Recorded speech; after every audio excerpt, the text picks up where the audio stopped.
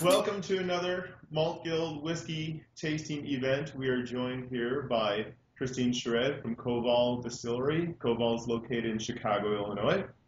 And we are going to be tasting 47th Ward, their brand new offering, their brand new expression from Koval. So Christine, what is the thought behind the 47th Ward? What is it? What makes it different? Well, for us, it was actually kind of a departure from everything else that we've been doing. So we're known for using single grains only. So all of our other lines, Pride Expressions, are 100% of one grain. We make an all rye whiskey, all oat, wheat, millet, and spelt. So this one, the 47th Ward, is actually the first time that in almost 4 years we've used more than one grain in our whiskey. So it's a 4 grain, and is also the first time that we use malted barley as well. So that's kind of made all of our other whiskeys, put them in a little bit of a different territory. So in some ways, the 47th Ward is kind of our take on a classic whiskey. It's malted barley, rye, wheat, and oat. Okay. And the barley is the only thing that has been malted. The rest of them are just plain grains ground to grist. Yep. Okay. Exactly. Okay. And as far as how old is this whiskey? So a little under 2 years, actually. Okay. Probably close to about a year and a half.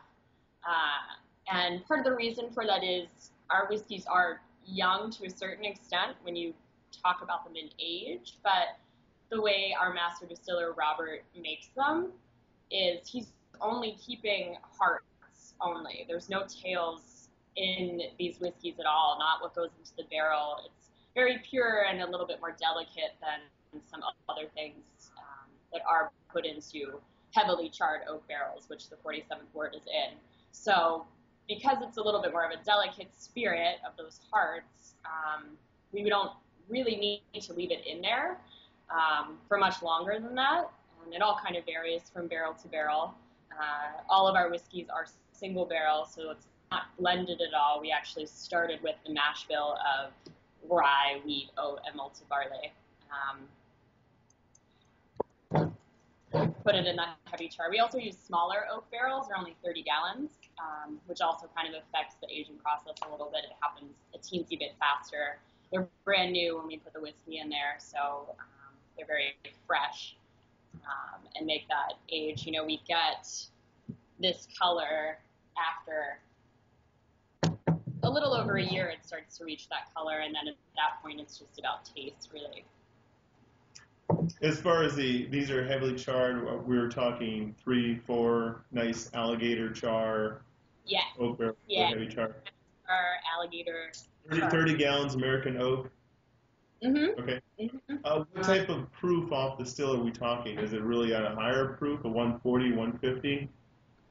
Yeah, actually, we typically distill our whiskeys a teensy bit higher than the average. So they're usually coming off at least 160, sometimes all the way up to 170, which kind of affects also, I think, the aging process too. It's this delicate, little bit of a higher proof hearts that we're putting into the barrel. And this particular whiskey we bought out at 94 proof, so 47% alcohol by volume.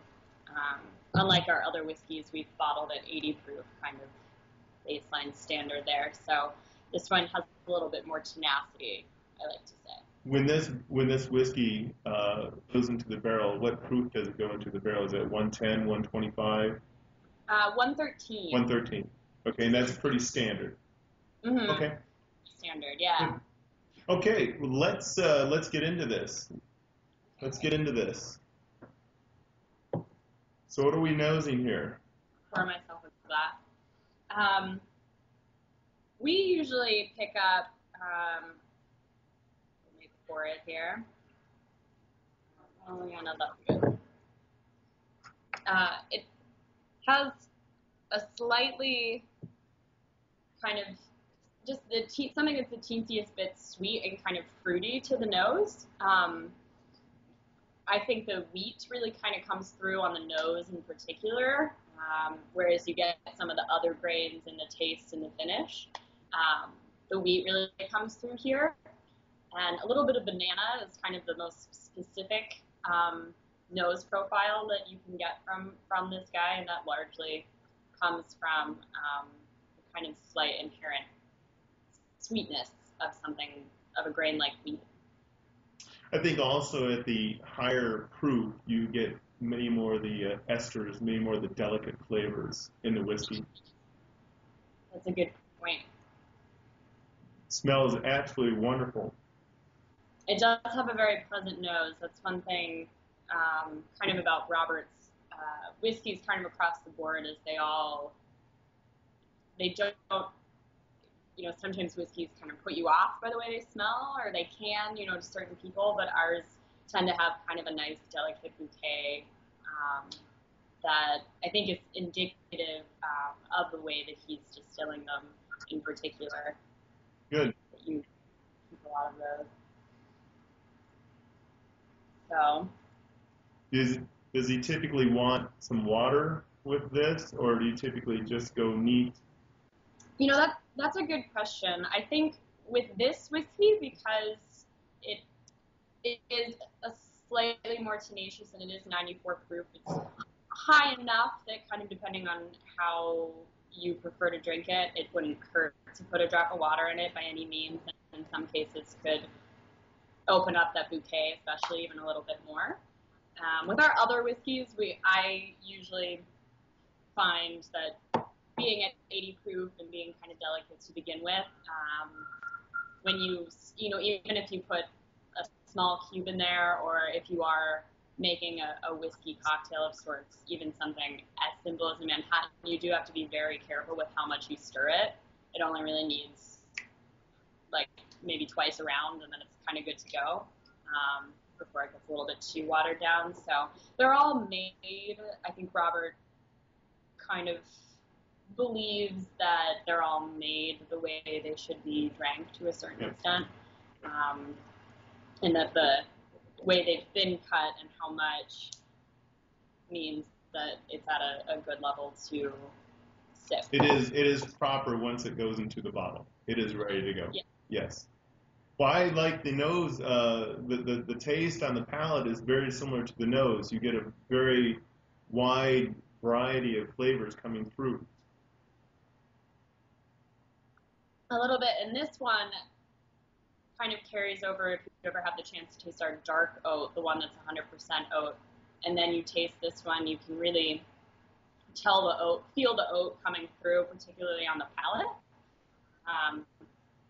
It's almost creamy a little bit, very soft in the mouth, and the oat kind of on its own offers a little bit of creaminess similar to, if you want to compare it to something like oatmeal, I think that's okay, at least in terms of texture there, and kind of that slightly sweet but soft kind of feel that you can get from something like oat. So the oat really comes through on here, I think. It's actually softer than I remember it being the last time I drank it. But, and again, you're talking about how many barrels being produced? Of this particular whiskey? Gosh, how many? We've probably pulled, at this point, we've pulled more than 10, maybe not quite 20. So, and again, there were only 30 gallons, so not a ton of it. Very limited offering. Very limited offering, yes. And actually, we've been, at first we had bottled and sold a very extremely limited, I think we had 150 375s of this whiskey that we put out early last summer. It was kind of an experiment to a certain extent, and it went over really, really, really well. And they had kind of decided before that they wanted to have a whiskey that was different than all the single grains that we were doing. They kind of reached that point in their history after 3 years that they needed to have something that was in some ways appealing to a wider range of whiskey drinkers. Some of our other things are, the cool thing about them is that you can find a grain that suits you kind of no matter how often or how little you drink whiskey. There's probably something that will suit your tastes. But the 47, higher proof, it does have that malted barley in it, so it carries a lot of similar characteristics to what we know and love about American whiskeys. It's soft, but it's still robust. And we've been making it, and they've been making it and barreling it kind of ever since, basically, every couple months. And we've pulled this, the official kind of release batch was pulled and bottled in February, I think. And since then we've had, I want to say, 3 more bottling days worth of pulling barrels just of the 47. And kind of for that reason, you know, obviously these things take time. We've actually just recently completely ran out, sold the last case that we had at the distillery, and the distributor, our distributor, at least here in Chicago, ran out. They had to start taking back orders on it for the people who had started carrying it and want to have it on there regularly. But luckily we had a bottling day recently, so we slightly ameliorated that problem. But yeah, so here and there, the supply and demand is up and down to keep people interested.